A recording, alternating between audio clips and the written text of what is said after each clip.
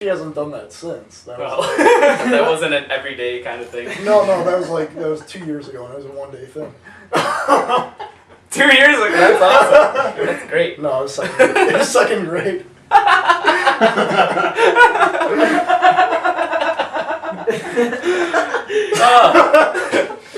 Oh, excellent. Well, thank you very much for coming on our show. Thank you. I would like to say, Great to have the website is typingwithonehand.com. And then you could read the first 12 chapters, and if you still like my shit, there's 32 chapters in all, and you can buy the book. Very good from what I've read. Thank you, I appreciate it. Typing with one hand, Peter Jurich.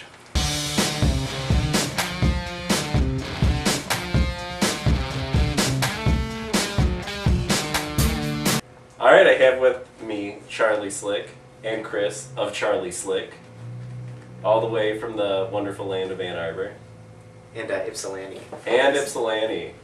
Like the bastard, like, Belial of Ann Arbor. Why don't you guys go ahead and tell us a little bit about Charlie Slick's music? Do you want to take this one? I don't know, I just got into it. Well, we play dance music, fun music. I guess you could say it's electronic, but I don't really like to be put in that category. Mostly it's just pop music. Lots of, and then the shows are pretty fun. Lots of glitter and bubble machines and dancing and rock and roll. So the new album is L. Ron Hubbard. That's right, L. Ron Hubbard. It's the third part of a trilogy, which I'm sort of like trying to make my own trilogy, you know. Although like I think other people who've had trilogies were less like they weren't thinking about it ahead of time. But it's the name trilogy, and this is the last installment. So kind of bummed. Are you a fan of L. Ron Hubbard's writing?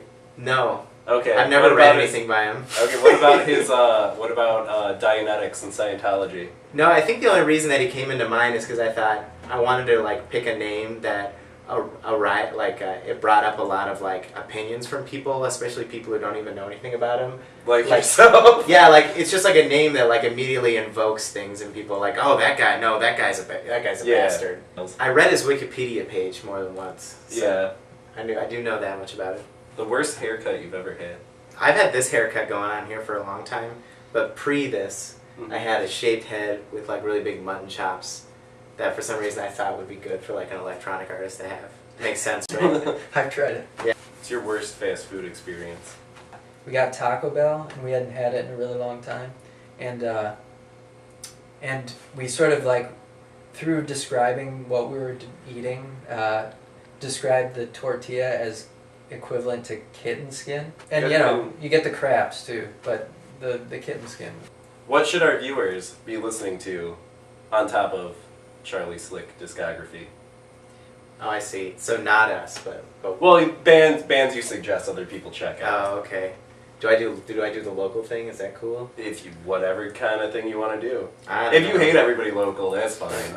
I think people think that I hate everybody local. Oh yeah. And they're kind of right. No, I'm just kidding. But no, I really like Lightning Love. They're a lot of fun, and the Mahonies and Silver Ghost, who we played with recently. Yeah. Big fun, like those guys.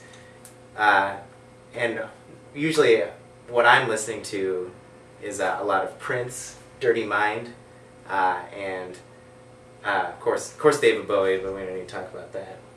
I'm talking like Diamond Dogs, David Bowie. That's where I am right now. It's one of the best. I've been all over the place, but I'm at Diamond Dogs now. You guys like Gary Newman? No, fuck Gary Newman. Yeah. Lots of people say, "Hey, you guys remind me of Gary Newman." I wish they said, "Hey, you guys remind me of Soft Cell, Nonstop Erotic Cavity." All right, Chris, go ahead. Well, Charlie only makes me listen to him, so. What's the worst pain you've ever felt? Oh, I've got a story for this actually. Cool. So when I think I was in middle school or something, and I was on the track team, and I was not very fit though, so I threw shot put, and so for the whole time, like I wouldn't have anything to do except like just screw around, and then I would throw my shot put, and I wasn't even that good at that. But I was under the bleachers on this concession stand that was closed, and I fell and I broke my arm, and so I fall and I break my arm, and I start crying really loud. Mhm. And this is like at a meet, you know. Mhm. So everyone in the bleachers turns and starts looking down, like who's crying under the bleachers? Meanwhile, all this stuff is falling on me, like water bottles, and like I'm all like, oh. And then I sort of lose it for a minute, and I wake up and I'm in an ambulance going to the hospital. But they take me to the hospital, and it turns out the hospital they take me to, my insurance isn't accepted there. So they're like, you're gonna have to drive. Like my dad shows up and he's all pissed off that I was screwing around. I'm like the thing, and he's like, this is so embarrassing. And then so they're like, you need to take him to a different hospital where you can get your arm set because you broke your arm. And so he's like I'm not taking you today. I'm gonna take you tomorrow. And so he takes me home. And he doesn't take me that day, and he doesn't take me the next day, and he doesn't take me for like 3 days. So they take me in, and they bring me in, and they look at my arm, and they're like, "This is already starting to set. What happened?" And I was like, I don't know. They're like, "You should have came," and I was like, "I don't drive cars. I'm like in middle school." So they're like, "We're gonna have to re-break your arm." So they put my hand in this thing that holds your fingers like this, and he's like, all right, this is probably gonna hurt. I'm gonna give you a shot, but it's not gonna do anything because your arm's been healed for a couple days. And so he gives me this shot, and my arm's up in this thing, and then he just comes down, and I like, BAM! And he starts, and it's like I feel like I want to die. And he gets his hands. It's my wrist. He gets his hands. And he starts working junk around in my wrist, like, and I'm just like, and it hurts so bad that I can't cry. Like, and it's the worst pain I've ever felt in my whole entire life. It's so terrible. And he finished, and he puts my arm in a cast, and he's like, we got to x-ray you to make sure that everything's fine.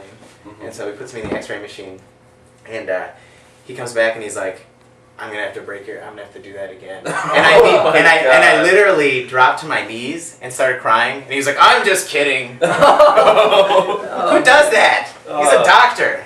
Last noteworthy thing one of your parents did. My mom likes to send me like semi-erotic porn type stuff, but not porn, just like a painted naked ladies, you know, like. So, and she's like super conservative, but as soon as I gave her my email address, she started sending me this shit, and I don't know, so that's mine. So your mom's sending you pictures of naked ladies. Yeah, and it's just like, I think you'd really appreciate this. Maybe there, I hope you're not gay emails. Maybe you should be like, I hope mom's not gay, or maybe you don't care. Maybe mom just needs to come to terms. Well, I'm just hoping mom doesn't show up in one of them. How much of your budget, your band budget,